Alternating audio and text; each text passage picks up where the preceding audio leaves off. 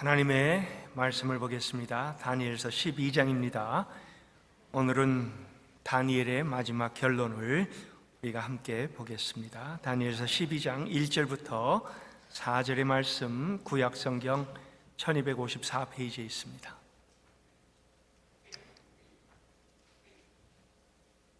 (12장) 1절부터 제가 봉독을 하겠습니다. 그때에 내 민족이 호위하는 큰 군주 미가일이 일어날 것이요 또 환란이 있으리니 이는 개국 이래로 그때까지 없던 환란일 것이며 그때 내 백성 중 책에 기록된 모든 자가 구원을 받을 것이라. 땅의 티끌 가운데서 자는 자 중에서 많은 사람이 깨어나 영생을 받는 자도 있겠고 수치를 당하여서 영원히 부끄러움을 당할 자도 있을 것이며 지혜 있는 자는 궁창의 빛과 같이 빛날 것이요 많은 사람을 옳은 대로 돌아오게 한 자는 별과 같이 영원토록 빛나리라. 다니엘아, 마지막 때까지 이 말을 간수하고 이 글을 봉함하라. 많은 사람이 빨리 왕래하며 지식이 더하리라. 오늘은 그동안 우리가 함께 꾸준하게 살펴봤던 다니엘의 가장 마지막 시간입니다. 마지막 그러면은 여러분이 어떤 극적인 그러한 그 장면이 나와야만 세상적으로는 사람들이 참 귀하다, 감동이다, 너무나 좋은 그러한 그 스토리다 이렇게 얘기를 하겠지만요, 사실 다니엘서를 보면은 굉장히 끝이 밋밋해요. 그래서 우리는 세상적인 어떤 기준을 가지고 참 이건 좋은 스토리다 그렇게 얘기할 수가 없을 아마 생각이 들 겁니다. 보통 세상은요, 영화를 만들거나 소설을 쓰거나 아니면 드라마를 작성할 때요, 그 작가가 제일 고민하는 게 무엇이지요? 끝을 어떻게 맺느냐입니다. 그리고 끝을 맺을 적에 클라이맥스를 통하여 아주 아름답게 모두가 긴장하며 또 모두가 좀 기대를 하는 그러한 그 장면이 나옵니다. 반전을 이루는 그러한 그 클라이맥스가 제대로 들어서야 사람들은 그 다음에 좋은 작품이다 이렇게 평가를 합니다. 근데요, 오늘 우리가 읽은 이 다니엘서는요, 그런 것 하나도 없습니다. 하나님께서 그러한 의도로 이 책을 우리에게 주신 것이 아니기 때문이지요. 물론 우리는 성경을 읽으면서요, 성경 안에 간혹 그런 스토리들이 있습니다. 가령 룻기나 에스더, 거기에서 읽다 보면요, 위기의 상황이 우리에게 감정 몰입을 하게 합니다. 상황을 신앙으로 이겨내면서 인내해요. 그럴 때, 정점을 이룰 때, 가장 힘들고 어려울 때 하나님의 도움의 손길이 나타납니다. 여러분, 그걸 보면서 우리는 쾌감을 느낍니다. 그리고 이게 바로 신앙이구나, 이게 바로 하나님을 믿는 믿음의 그 아름다운 극치구나 하는 것을 느끼게 되죠. 물론 이 다니엘서도요, 중간중간에 그러한 스토리들이 분명히 있습니다. 근데요, 우리가 7장부터 12장까지 보면요, 그러한 그 어떤 결론보다는 끝맺음이 조금 이상하다, 예상과 다르게 좀 식상하게 끝난다, 이렇게 생각을 합니다. 이스라엘 백성이 포로로 끌려갔지요. 이유가 뭡니까? 우상 숭배였습니다. 하나님을 버리고 자기들이 좋아하는 죄 짓는 일을 했기 때문에 하나님은 그들에게 70년간 포로로 끌려가서 거기에서 어려움을 당하도록 했습니다. 그리고 하나님 정하신 70년이 정확하게 맞춰짐에 하나님은 그들을 다시 본국으로 송환하도록 그렇게 하셨습니다. 자, 그 안에서 보니까 몇몇은 신앙을 지켰습니다. 그리고 하나님을 경외했고요, 어려움 속에서도 예배에 집중했습니다. 하나님의 영광이 그걸 통해서 드러나게 된 것이지요. 그래서 이 본국으로 돌아가는 그러한 그 스토리로, 그리고 그 다음에는 they lived happily ever after, 그들은 행복하게 잘 살았더라. 여러분, 이렇게 끝나면요, 그건 세상적인 스토리가 되는 거죠. 근데 하나님은 그런 식으로 이 책을 쓰지 않습니다. 물론 그렇게 하면요, 책의 가치가 상승하겠지요. 감동과 믿음의 승리로 맞춰지는 그러한 그 책, 그리고 보라, 이것이 바로 신앙이지 않느냐, 우리 모두 다 이 신앙을 따르자. 근데요, 다니엘서는 보니까요, 7장부터 꿈과 환상의 얘기로 나타납니다. 그리고 계속 꿈과 환상의 다양한 모습들이 나타나게 됩니다. 책을 다 끝내고 나서는요, 뭔가 개운한 맛이 없는 것 같아요. 물론 우리 다니엘서에 나타나진 않았지만요, 포로 생활 이후에 시편 126편에 보면요, 이스라엘 백성들이 귀환한 후에 얼마나 기뻐했는가 하는 그러한 그 모습들이 나옵니다. 시편 126편 1절이지요. 여호와께서 시온의 포로를 돌려보내실 때에 우리는 꿈꾸는 것 같았도다라고 얘기하면서요, 이스라엘 백성들의 입에는 웃음으로 가득 찼었습니다. 그리고 또 그들의 혀에는 찬양으로 하나님께 귀한 찬양을 했고 영광을 돌렸습니다. 그뿐만이 아니에요. 주변 국가에서도 말하기를요, 여호와께서 큰 일을 행하셨도다 같이 축하해주고 같이 기뻐하는 그러한 그 모습이 나타납니다. 그래서 이 다니엘서도요, 이러한 축복의 귀한 모습으로 끝난다면 더 좋겠다, 이렇게 아쉬움을 표현하는 분들이 없지 않아 있습니다. 그런데요, 다니엘의 결론은 사실은 따로 있습니다. 그러니까 하나님은요, 당시의 상황만 다니엘을 통해서 보여준 것이 아닙니다. 다니엘은 이 모든 역사를 단편적으로 그 안에서 보여주면서 하나님께서 우리에게 의도하신 하나님의 가장 귀한 스토리가 담겨 있는 책입니다. 만일 다니엘서의 결론으로 이스라엘 포로들이 회복이 되고 유다 국가가 다시 세워지는 것으로 그냥 목적을 했다면요, 그러면 아마 우리는 그러한 그 책을 그때 당시에 그 모습만으로 봤을 겁니다. 근데 다니엘서는요, 전체 역사를 망라하고 우리에게 주는 교훈이 훨씬 더 큽니다. 그 모습, 그 교훈이 뭡니까? 인간의 죄성이죠. 인간의 죄성은요, 전혀 나아질 바가 없습니다. 인간의 죄성을 다루고 있고요, 궁극적인 죄 해결책을 성경은 이 안에서 제시를 하는 것이 바로 다니엘서의 목적입니다. 그리고 그 안에서 하나님께서는 어떻게 이 역사를 이끌고 가고 계시는가? 궁극적으로 하나님께서 계획하고 하나님께서 이 뜻하신 그 모든 일이 하나님 안에서 하나님의 시간 안에 하나님께서 이루어 주실 것이다 라고 얘기를 합니다. 자, 이스라엘은 본국으로 돌아갔죠. 그들은 사실은 타락으로 말미암아 아스루와 바벨론에 의해서 멸망이 됐습니다. 성전은 파괴가 됐습니다. 그리고 남은 자들은 포로로 끌려갔습니다. 그런데 BC 536년에 정확하게 70년이 지난 후에 페르시아 왕 고레스에 의해서 본국으로 돌아가도 좋다라는 그런 칙령이 내려집니다. 하나님께서 약속하신 시점에 하나님께서 그들을 다시 본국으로 돌아가도록 했습니다. 본국에 가서 20년 동안을 성전을 재건하려고 싸웠습니다. 갖은 어려움에도 불구하고 하나님께서 그들을 하나님의 약속을 지켜주셔서요, 그들은 성전을 재건합니다. 20년 후에 BC 516년도에 성전이 재건이 됩니다. 자, 그리고 나서 스토리가 어떻게 됩니까? 그리고 나서요, 그들은 회복의 기쁨은 일시적이었고요, 편해지니까 또 죄를 짓습니다. 그리고 또 타락합니다. 다시 죄성으로 인하여 영적인 나태에 빠져듭니다. 우상을 데리고 끌고 들어옵니다. 하나님을 버립니다. 문제가 전혀 나아지지 않았습니다. 문제는 다시 처음으로 돌아갑니다. 하나님은 이것을 우리 다니엘서를 통하여 우리에게 보여주는 것만이 아니라요, 성경 전체를 통하여 우리에게 보여줍니다. 하나님께서 세상에서 어떤 회복을 주시든지요, 그것은 일시적인 기쁨밖에는 주지 못한다라는 거지요. 그러나 하나님께서는 그럼에도 불구하고 어떡합니까? 다시 찾아오셔서 내가 역사를 주관하고 역사를 이끌고 있다라면서 새로운 약속을 주십니다. 그 약속은 그 안에 죄인들을 구원하시기 위해 메시아가 오실 것이다 라는 그 가장 귀한, 그리고 우리에게도 오늘도 그것은 복음으로 남아있는 그런 하나님의 약속이 이 안에 담겨져 있고, 우리는 그것을 오늘날 받아서 기쁨으로 하나님께 예배하는 그러한 믿음의 사람들이 되었습니다. 오늘 말씀 속에는 결론이 나옵니다. 저는 두 가지로 다니엘서 전체를 하나의 요점을 잡아갖고 결론을 여러분들과 함께 내리기를 원합니다. 첫 번째, 이 세상은 불완전함을 기억하라 합니다.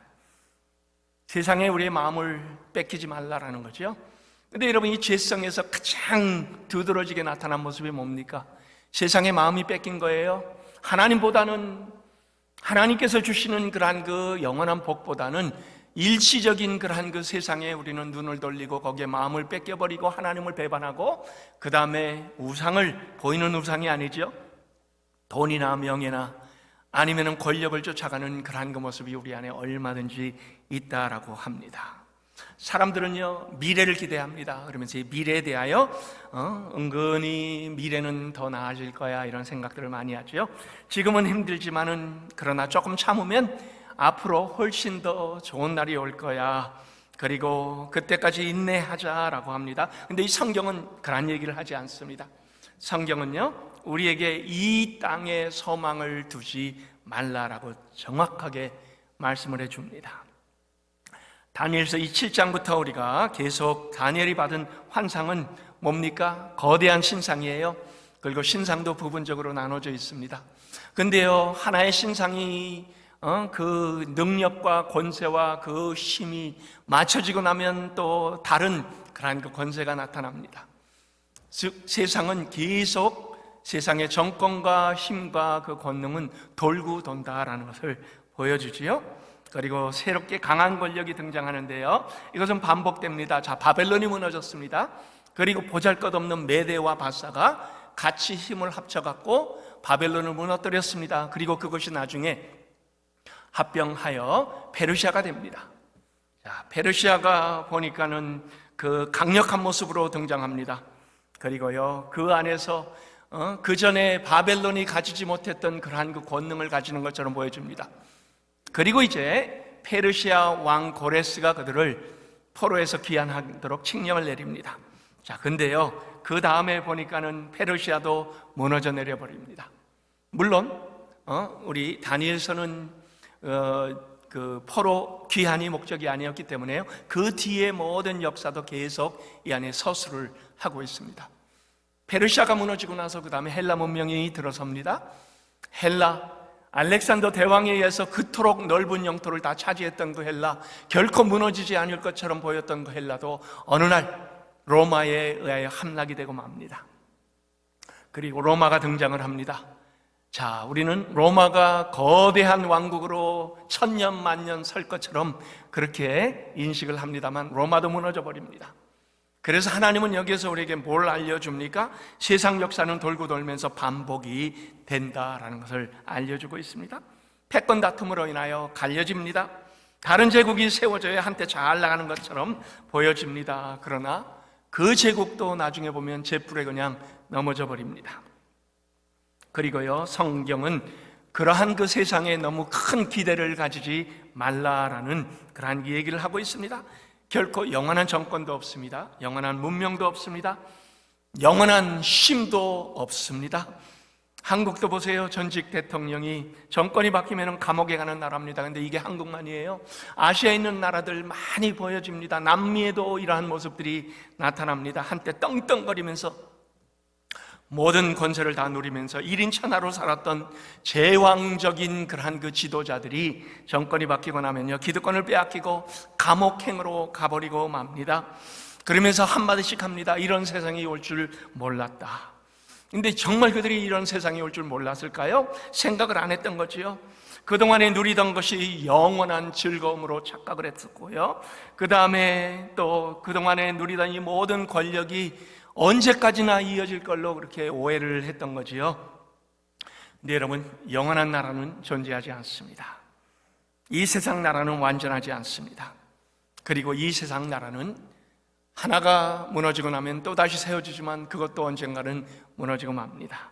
세상 역사는 그래서 하나님께서 쥐고 계시다라는 것을 성경은 우리에게 다시 한번 알려주고 있습니다. 자, 하나님께서 다니엘서의 11장, 12장에 제일 많이 쓴 것이 뭡니까? 끝날 말세에 대해서 얘기를 하고 있습니다. 끝날 마지막 때. 여러분, 이 마지막 때는 시간상으로 보면 제일 마지막입니다. 그렇죠? 순서로 맨 끝이 됩니다. 자, 그때에 이런 환상을 간수하고 봉함하라. 왜요? 하나님의 때에 하나님께서 이걸 열어주시겠다라고 하시는 거죠. 그러면서 이 마지막 때의 현상이 무엇인지를 우리에게 알려주고 있습니다.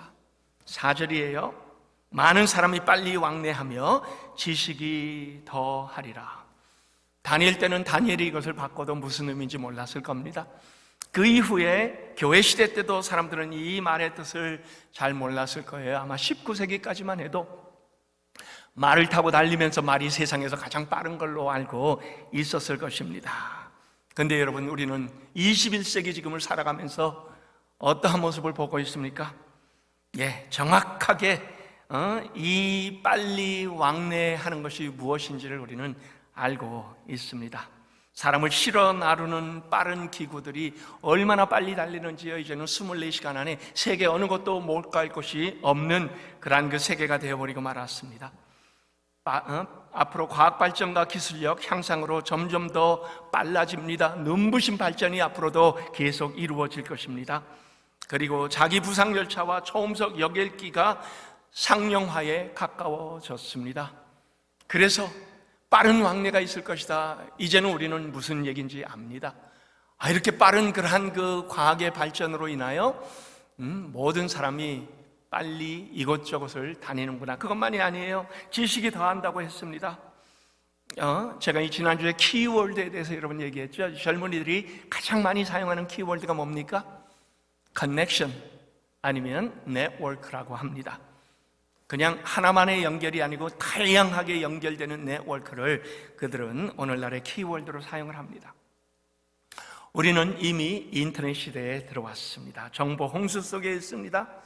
그리고 정보 홍수는 우리에게 많은 지식을 주고 많은 것을 깨닫게 만들어 줍니다. 공부를 많이 하지 않아도 구글만 딱 펼치면은 무슨 뜻인지 여러분 금방 알아낼 수 있는 세상을 살아가고 있습니다. 언어를 배우지 않아도 돼요. 구글 번역기를 돌리면요, 말 한마디로 서로 통화가 되고 대화가 가능합니다. 이번에 에콰도르에 가서요, 그곳에 있는 사람들과 우리 구글 앱을 통해서 그냥 대화를 시도를 하는데요, 잘 알아듣고 그들이 얘기하는 것도 잘 번역을 해주대요. 그래서 얼마나 편리한 세상을 살고 있는가 하는 것들을 다시 확인을 했습니다. 그래서 이렇게 지식을 더하는 것이 이제 더 이상 공상이 아닙니다. 현실이 되었습니다. 구글 맵을 사용을 하니까요, 에콰도르에 한 번도 가지 아니한 지역입니다. 우리 선교사님께서 운전을 하는데요, 저는 구글 맵을 통하여 선교사님 앞으로 무엇이 나타납니다. 그리고 또 앞으로 어느 쪽으로 꺾어야 됩니다. 이것을 다 볼 수가 있었습니다. 얼마나 편리한 세상. 제가 에콰도르 이번 처음입니다만 그렇게 우리에게 편리함을 주는 그런 세상을 지금 현재 살고 있습니다. AI, 인공지능이지요. 이 AI의 활용 범위가 앞으로 어디까지 확산될지 우리는 전혀 예측하지 못하는 세상을 살아가고 있습니다. 그런데 성경은 우리에게 뭐라고 합니까? 그러한 그 세상 현상에 집중하지 말라라고 합니다. 모든 것은 하나님의 계획 속에 담겨져 있습니다. 미래 역사는 하나님께서 작정하셨고요, 그 다음에 패권을 잡는 모든 권력자들조차 하나님 미리 아시고, 모든 문명의 흥망성쇠조차도 하나님께서 주관을 하고 계십니다. 그래서 다니엘서는 하나님의 뜻이 최종적으로 완성되는 과정에서 뭘 얘기합니까? 악인이 득세하는 일이 일어난다라고 얘기를 합니다. 그리고 그것만이 아니에요. 교회를 핍박하는 포악한 정치인들이 등장을 이미 예고를 하고 있습니다. 우리의 시대는 그런 환란이 오더라도요, 그러나 하나님은 이 모든 것을 붙잡고 하나님은 이 모든 것을 주장하고 주관하고 계시기 때문에요, 그래서 믿음을 지키는 것이 얼마나 중요한가 하는 것을 다니엘서를 통하여 우리에게 계속 확인을 시켜줍니다. 고난을 당할 때 하나님을 정말 경외하는 사람이지 아닌지는 드러나게 됩니다. 그리고 환난을 허용하시는 하나님의 목적 중에 하나는요, 믿음의 사람들이 연단을 통하여 정결하게 되는 겁니다. 하나님의 통치와 섭리를 의심하는 그 시험에 들지 않도록 조심하라, 영적인 안목을 가져라. 여러분, 그것은 어디에서 옵니까? 하나님의 관계에서 오고 하나님의 말씀을 통해서만 오게 됩니다. 여러분은 팬데믹 기간 중에 무엇에 민감하셨는가요? 미국 정부가 CDC를 통하여 발표하는 그러한 것을 가장 민감하게 생각하고 그 다음에 심지어는 교회 안에 와서 주장하신 분도 있습니다. 언론이 말하는 것에 귀를 기울이신 분들도 있습니다. 심지어 어떤 분은요, 미국에 살면서도 한국에서 진행되는 그 모든 그 발표되는 것을 더 신뢰하고 우리의 미국의 삶에 적용하자라고 하신 분도 있습니다. 물론 당시에는요, 이러한 그 정보들은 우리의 건강과 직결이 됩니다. 그리고 또 우리의 생업과 연결이 되고요, 우리의 죽음을 좌우할 수 있는 그러한 그 부분인 것은 너무나 잘 압니다. 그러나 적어도 신앙인이라면 언론이나 정부 방향보다 우리가 더 민감해야 될 것이 있습니다. 그것이 무엇입니까? 살아있는 하나님의 말씀이지요. 그리고 하나님과의 관계입니다. 그래서 하나님은 여론이 이렇다, 정부 방침이 저렇다고 민감하게 반응하면서요, 우리 말씀으로 돌아갑시다. 이제는 우리가 하나님께 기도하고 이 모든 어려움을 하나님과의 관계에서 이겨내십시다. 만약에 이렇게 얘기를 했는데 적당히 그냥 듣고 만다면요, 여러분 이제라도 여호와께 돌아오셔야 됩니다. 왜요? 하나님께서 왜 이 팬데믹을 우리에게 주셨습니까? 우리가 여호와께 돌아오게 하기 위함이고, 참 그것을 우리가 유익으로 사용하게 하기 위함입니다. 하나님은 우리에게 세상이 아닌 하나님을 바라보라 했습니다. 그리고 또 그것이 우리가 살아가는 방식입니다. 세상의 불완전함을 하나님 안에서 이겨내고 하나님 안에서 말씀을 더 가까이 하며, 우리는 이 말씀을 통하여 하나님과의 그 귀한 은혜가 모든 것을 넘어서는 그러한 그 지혜로운 우리 영생의 가족들 될 수 있기를 예수 그리스도의 이름으로 축원합니다. 두 번째로, 결론적으로 다니엘서의 두 번째 결론은 메시아의 오심에 대한 약속입니다. 12장은 끝날에 간 내용으로 가득 들어 있습니다. 2500년 전 다니엘에게 하나님께서 허락하신 환상은 그때예로 초점이 맞춰져 있습니다. 그때에 내 민족을 호위하던 큰 군주 미가엘이 일어나고 환란이 있으리니, 여러분 보통 우리가 그때 구약의 모든 하나님께서 우리에게 주신 그 약속들은 어디로 다 통합이 됩니까? 메시아의 오심입니다. 우리 2주 전에요, 메시아 음악회가 있었습니다. 성경 전체를 통하여 메시아의 오심, 그리고 메시아가 오셔서 그 다음에 이루어진 일들, 얼마나 우리 마음에 감격을 주는지 모릅니다. 지금도 메시아는 성경 전체의 주제입니다. 예수 그리스도, 하나님께서 약속하신 우리의 구원의 가장 귀한 이 키워드가 바로 메시아입니다. 그래서 메시아를 통하여 하나님은 마지막 날을 지적하는 그러한 그 단어로 사용하신 겁니다. 그런데 예수님 이 땅에 오셔서 뭐라고 했습니까? 내 때가 아직 되지 아니하였다. 그러면서 인자가 영광을 받을 때가 온다라고 했습니다. 즉 예수님 오시는 그 자체가 목적이 아니고요, 예수님의 십자가가 목적이었던 겁니다. 십자가의 때, 모든 예언은 바로 그 때를 바라보면서 쓰여졌고요, 그 다음에 모든 약속은 메시아의 오심과 십자가와 부활로 인하여 완성이 되었습니다. 그리고 메시아의 오심은 이제는 우리의 구원의 시작입니다. 여러분 잘못 들었을까봐 다시 강조를 합니다. 구원이 시작되었지만 아직 완성은 아닙니다. 그래서 신학교에서는 우리가 이미 이 귀한 구원은 우리에게 왔지만, 그러나 여전히 앞으로도 우리가 해야 될 일을 알려주고 있습니다. Already not yet입니다. 신약에선 교회가 세워지고 교회가 그 사역을 진행할 때 드디어 환란이 있을 것이다 라고 경고를 하고 있습니다. 이미 그리스도의 승리는 분명하지만 아직도 그 과정은 있을 것이다 라고 알려줍니다. 여러분 그 과정이 뭡니까? 우리에게는 환란의 과정이 있습니다. 성경은 이것을 우리에게 너무나 분명하게 지적을 합니다. 그러나 그 과정은 교회를 정결하게 하고 그 다음에 교회에게 승리를 줄 수 있는 그 귀한 완성을 가져다 줍니다. 요엘 선지자가 그래서 이렇게 얘기했습니다. 마지막 날에 모든 영혼에게 하나님의 영이 부어지고, 근데 그것만이 아니에요. 교회가 세워질 것이다. 장차 예수 그리스도께서 다시 오실 그 날까지 재림하는 바로 그 날까지 환란이 따를 것을 예언을 합니다. 신약에도 있습니다. 바울은 디모데후서 3장에 디모데에게 이렇게 얘기했습니다. 말세는 고통하는 날이 이를 것이며 상황이 전혀 교회에게 호전적이지 않을 것을 우리에게 알려줍니다. 디모데후서 3장 1절이지요. 사람들이 자기를 사랑하고 돈을 사랑하고 자랑하고 교만하며 비방하며 부모를 거역하고 감사하지 아니하며 거룩하지 아니하며. 하나님은 다니엘서에서 이러한 그 세상의 현상 속에서도 우리에게 뭘 줍니까? 희망을 주고 있습니다. 천사장 미가엘을 통하여 예수를 믿는 자 중에서 어떤 환난이 있을지라도 하나님은 그 구원을 끝내 이루시고야 말겠다라는 것을 확실하게 보여주고 있습니다. 여러분, 천사 중에요, 우리에게 이름으로 나타난 천사들이 있습니다. 가브리엘 천사. 가브리엘 천사는요, 좋은 소식을 가지고 오는 천사입니다. 그래서 예수 그리스도의 나심을 알려주는 그 좋은 소식을 가브리엘 천사가 와서 우리 사람들에게 말을 했습니다. 그리고 여기 보니까 미가엘 천사장이라고 하죠. 미가엘 천사장은요, 성도를 지키고 보호하는 역할을 합니다. 오늘날에도 선교지에 우리는 다양한 소식을 듣습니다. 힘들고 어려운 중에서 얼마나 믿음의 사람들이 보호를 받았는가? 왜 힘들고 어렵습니까?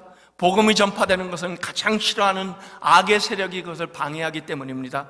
그러나 하나님은 미가엘 천사를 통하여 성도를 지켜주시는 그 귀한 일들을 하고 있습니다. 그러면서 성경이 우리에게 책에 기록된 모든 자가 구원을 받을 것이다 라는 확답을 얘기해 줍니다. 여기 무슨 책입니까? 생명책이지요. 하나님의 생명책에 기록된 모든 자가 구원을 받을 것이다 라고 확답을 해주고 있습니다. 세상 사람 중에는요, 그리고 또 자던 자들 중에서는 육적으로 자는 자들이죠. 죽은 자들을 이렇게 표현합니다. 그러나 언젠가 다시 일어나 영생을 얻는, 생명을 얻는 자도 있겠고 영원토록 수치를 당할 자도 있을 것이다 라고 얘기합니다. 그리고 그것이 언제입니까? 하나님의 때, 하나님의 시간을 얘기하고 있습니다.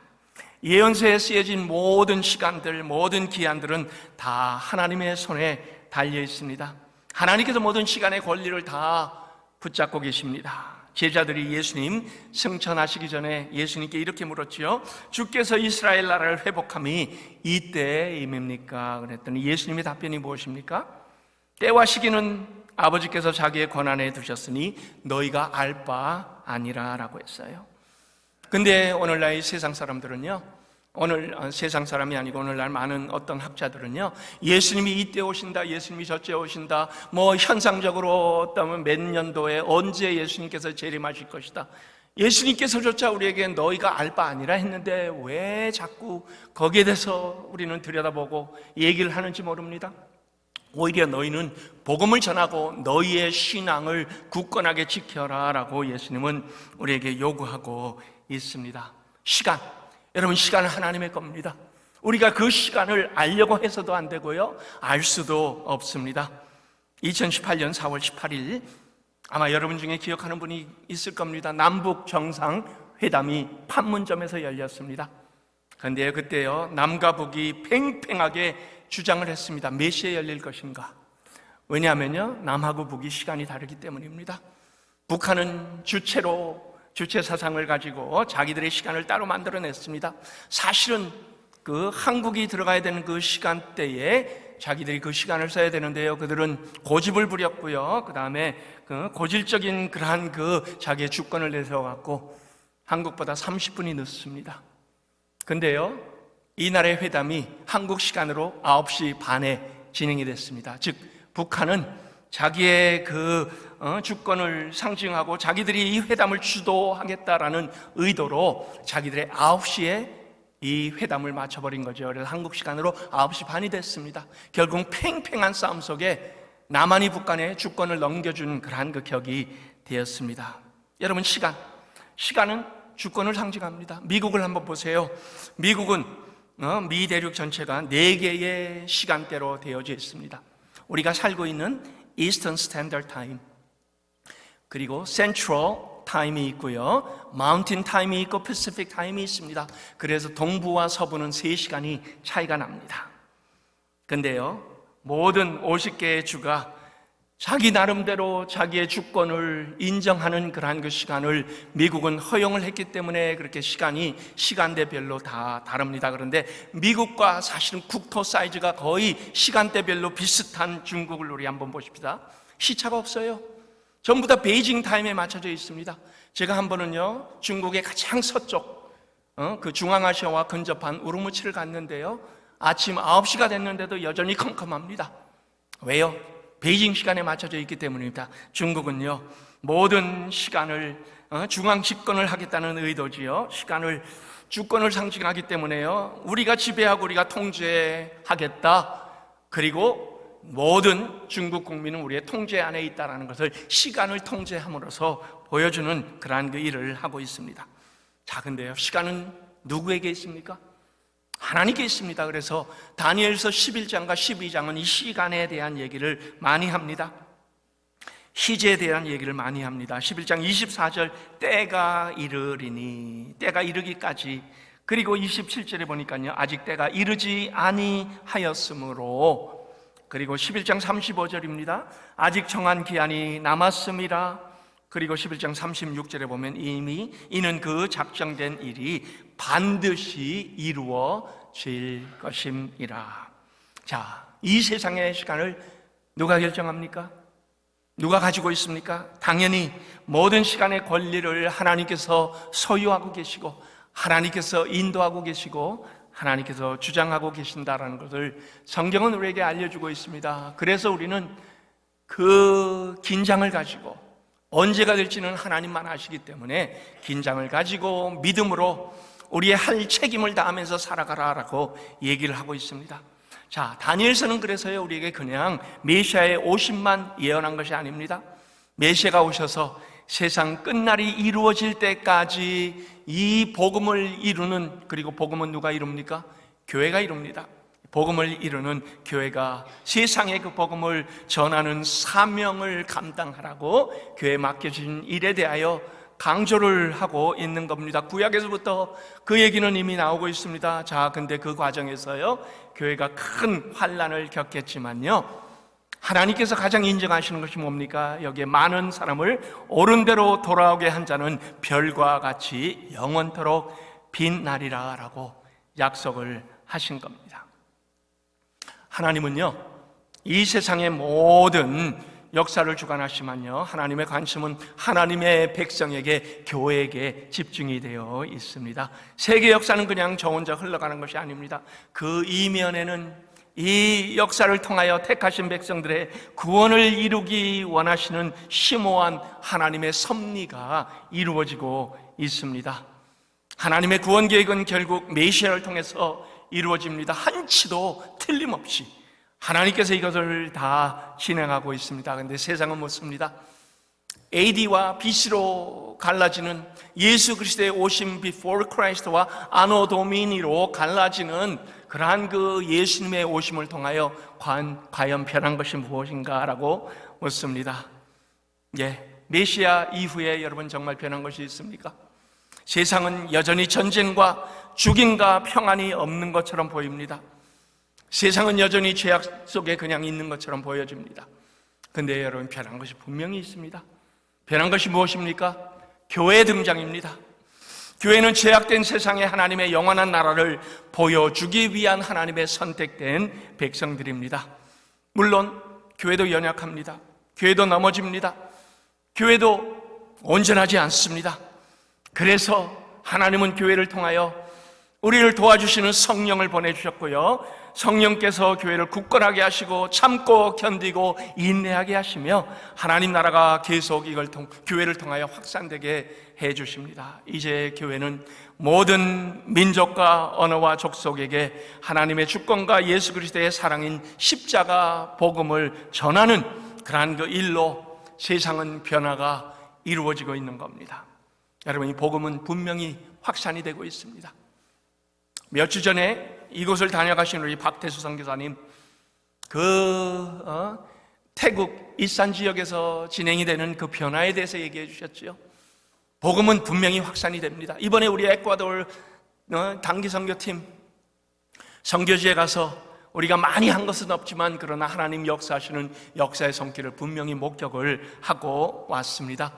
복음은 확장이 되고 교회를 통하여 연약하게 보이지만은 그러나 교회를 통하여 하나님의 놀라운 역사는 지금도 진행이 되고 있습니다. 결론을 내겠습니다.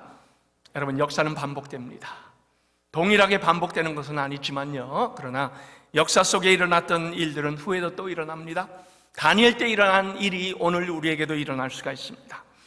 그동안 우리는요, 예배가 쉬웠던 적이 없는 것을 압니다. 역사 속에 하나님께 드리는 예배는 결코 쉬웠던 적이 없습니다. 그런데요, 성교지가 아닌 미국과 한국에서 과연 예배가 힘들어질 것이라 누가 상상이나 했겠습니까? 아무도 예배가 방해받을 것으로 생각조차 못했을 겁니다. 그런데 여러분, 팬데믹 3년 동안 이것이 현실이 되었습니다. COVID-19 시작된 지 이제 3년이 다가옵니다. 이것이 이제 언제 끝날까요? 많은 사람이 여전히 묻습니다. 근데요, 저는요, 이미 이겨내신 분들이 엄청나게 많다고 봅니다. 이겨내고 오히려 더 영적으로 강하게 무장된 분들이 있는 반면에 오히려 더 움츠려들고 더 뒤로 돌아가신 분들도 있습니다. 세상적인 그러한 그 현상이 믿음보다 더 앞서서 그래서 마음의 결단을 제대로 하지 못하는 분들도 여전히 있습니다. 신앙적인 결단이 아니죠. 세상적인 선택을 하신 분들, 그래서 넘어지고 뒤로 처진 분들도 우리 중에 많이 있는 것을 보게 됩니다. 여러분, 하나님은 우리에게 뭘 원합니까? 하나님의 주권적인 그 역사를 볼 수 있는 영적인 눈을 뜨라라고 합니다. 우리 죄와 몸부리치며 싸워야 됩니다. 왜요? 우리 혼자 싸우는 싸움이 아니기 때문입니다.